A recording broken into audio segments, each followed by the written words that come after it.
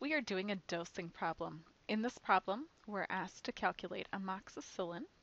Amoxicillin oral suspension 0.3 grams orally every 6 hours is ordered. Available is amoxicillin 150 milligrams per half ounce. How many milliliters will you administer per dose? We can solve this problem using dimensional analysis, the nursing formula, or a proportion. We're going to start with the dimensional analysis approach. In the dimensional analysis approach, we always begin with the order and place it over 1. So we have an order of 0.3 grams. We would like to cancel grams, so I'll put grams on the bottom of my next fraction. I have to think of my memorized conversion because the medication is in milligrams, so I'm going to need to convert grams into milligrams. So I know that 1 gram is the same as 1,000 milligrams, and my label of grams cancels. In my next fraction, I want milligrams to cancel. And so I go to my problem, and I see that there are 150 milligrams per 1/2 ounce. So I'll put the 150 from the medication with the milligrams, and I'm going to write the half ounce as 0.5 ounces to make that calculator friendly. My milligrams cancels, but my answer is supposed to be in milliliters, so I need another conversion. I want ounce to cancel, so I'll put ounce on the bottom of the next fraction. And I'm going to use a memorized conversion. I know that 1 ounce is the same as 30 milliliters. So ounces cancels. Now my answer will be in milliliters, which is exactly what I want. I'm ready to do the math, so I'll take 0.3 times 1,000 times 0.5 times 30, and then I'll divide by 150. And when I do all of that work, I come out with 30 milliliters. The next approach to the problem is to use the nursing formula. The nursing formula starts with the desired amount, which is the doctor's order. So I'll put in 0.3 grams for that portion of the formula. Next, I go to the have, and this is what I have as part of the medication. So I have 150 milligrams. I want to multiply that by the quantity that it's in, and the quantity is 1/2, and I'll write that as 0.5 ounce. Now, it looks all set up, but I'm not ready to do my math because I need to have the two labels from desired and have cancel, which they don't do. So I'm going to have to use my metric line. So I'm remembering King Henry died by drinking chocolate milk full of microorganisms. Grams is that base unit, the B right in the middle. And I want to go to milligrams, so I need to move my decimal 1, 2, 3 places and fill in those zeros.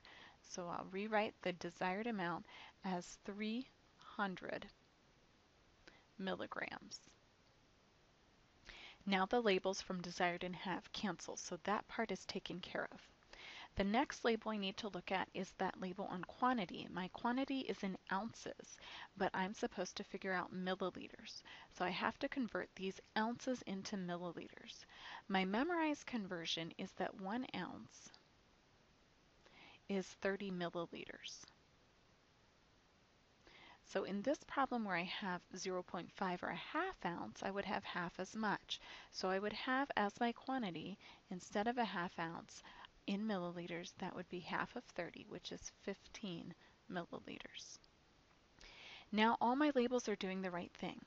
The labels from desired and have cancel.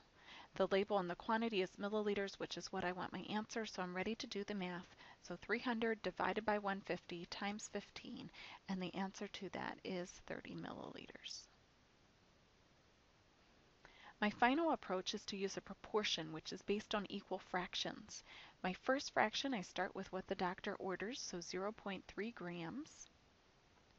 Put that over an x with the label that I want for my answer, so x milliliters is what I want to convert that into.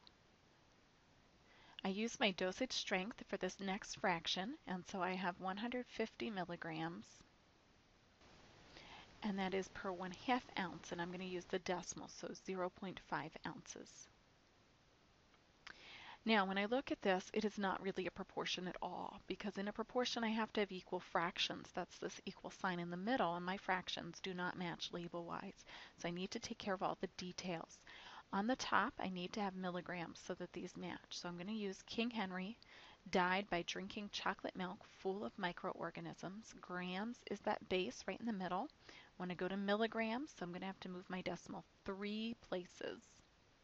And so I can replace this with 300 milligrams. So now the tops of my fractions match. That's a step closer to a proportion. I have to look at the bottom of my fractions, and these both have to match. I want an answer in milliliters, so I don't want to touch that, so I'm going to have to work with the ounces. I know that 1 ounce is 30 milliliters because I've memorized that. So if I'm looking at a half ounce, if 1 ounce is 30, a half ounce would be half of 30. So I can replace this with 15 milliliters. Now I am going to rewrite my proportion. It is truly a proportion now because it has milligrams on the top of both fractions, milliliters on the bottom of both fractions, but it's such a mess. I'm just going to rewrite so I can see it. I'm ready to cross multiply. So when I cross multiply, my first diagonal, I'm taking 300 times 15 on my calculator. So 4500. On the other diagonal, I get 150x. I divide both sides by 150,